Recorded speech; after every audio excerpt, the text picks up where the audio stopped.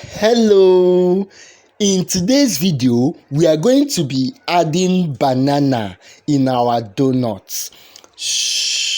I mean banana. This will not only add sweetness to the donut but also flavor. Let's go there.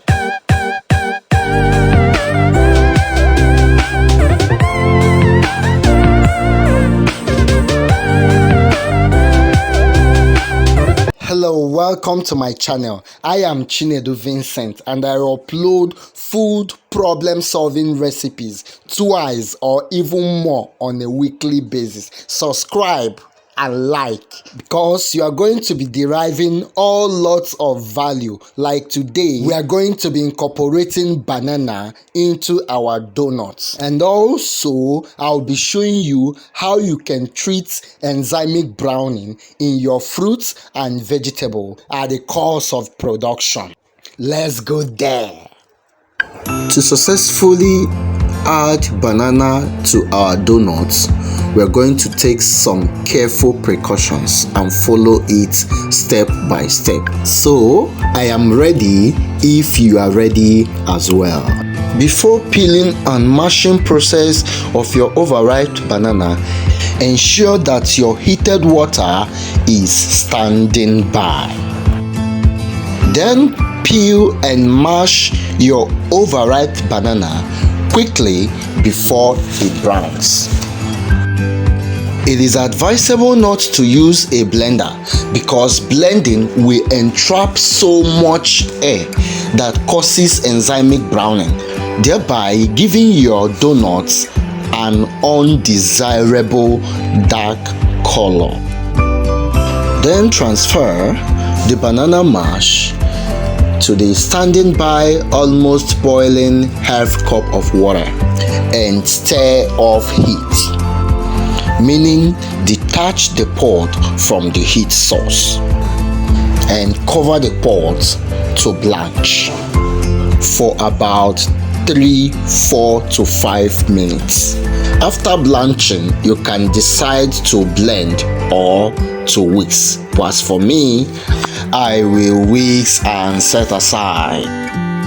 So here comes all the ingredients you'll be needing for making of these innovative donuts. You have your eggs, 2 eggs, yeast, curry powder just to brighten up the color, and we'll be using half tablespoon of margarine, and we'll be using some sugar, granulated sugar over there, and of course we'll use our flour, which is about 250 gram, which is approximately 2 cups of flour, of course our salt, and our blend of blanched banana puree.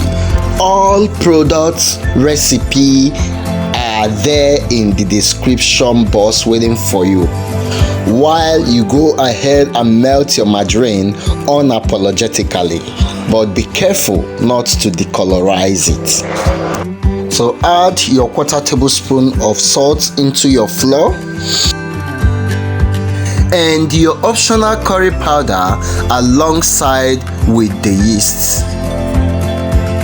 Then come the 2 tablespoons of sugar because the rest of the sweetness will come from the overripe blanched banana blend.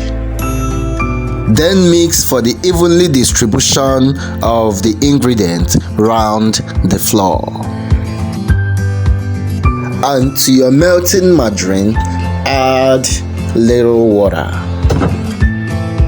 Make some hole in the middle of the flour to accommodate the egg. Be careful not to harbor the shell particle in your flour.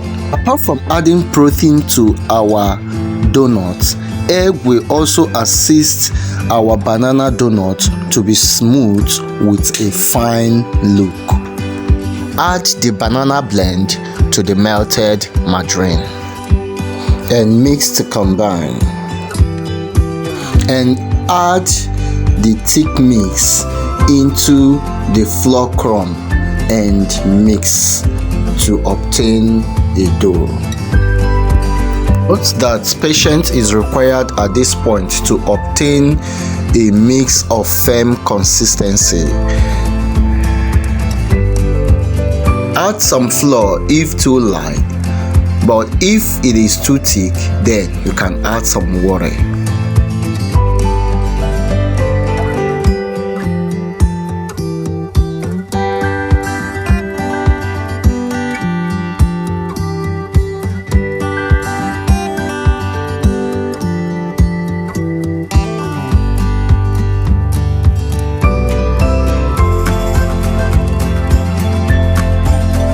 Transfer to your proving pot and allow to rise and double in size for about 20 to 30 minutes.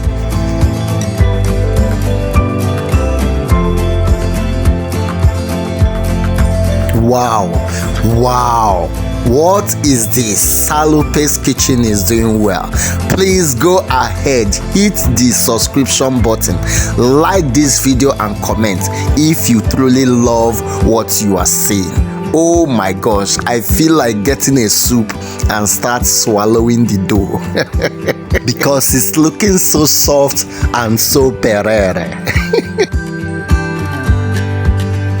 And knead your dough as much as you can to remove all trapped air and to toughen the gluten content as well. You can grease your hand with oil for easy and smooth cutting if you are using your pan. I prefer cutting in between my index finger and my thumb because of this nice thickness and lovely consistency I usually achieve. But feel free to use your donut cutter if you prefer it so. And by the end of this video, you will understand exactly what I'm talking about. So sprinkle some flour to your pan to avoid thickening of dough into your pan, and gently pierce the middle of your dough with your thumb finger and create a ring-like shape in the middle of the dough to obtain your donut look. Repeat it for the rest of the dough.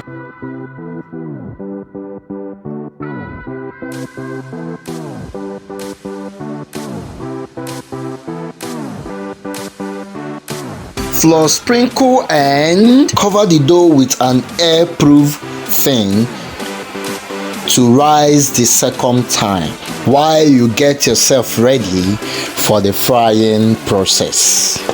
These include setting up your frying spoon, fork, spatula, and draining rack, as well as heating up your oil at a medium-low heat. Come on, let's fry the dough into a knot.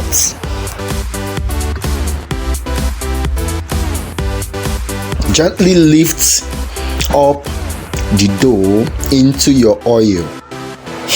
Can imagine the thickness of this donut and the way it's looking so as if it's something else. Oh my gosh, I can't wait. I can't just wait to volaciously masticate this donut with a holy hunger.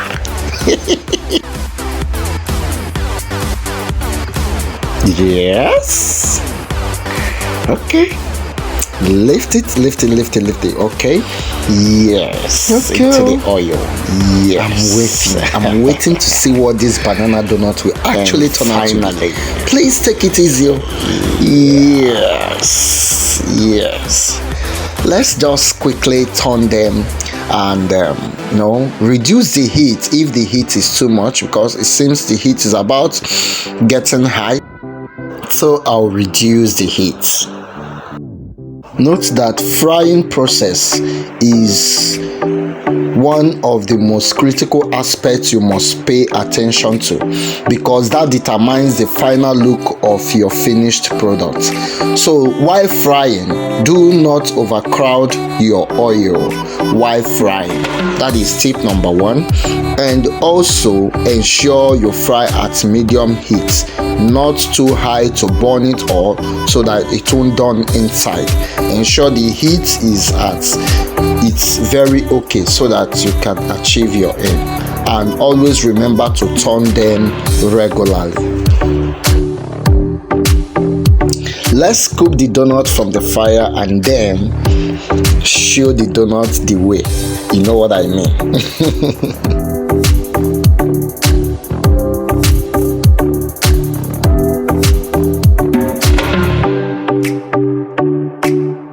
Wow.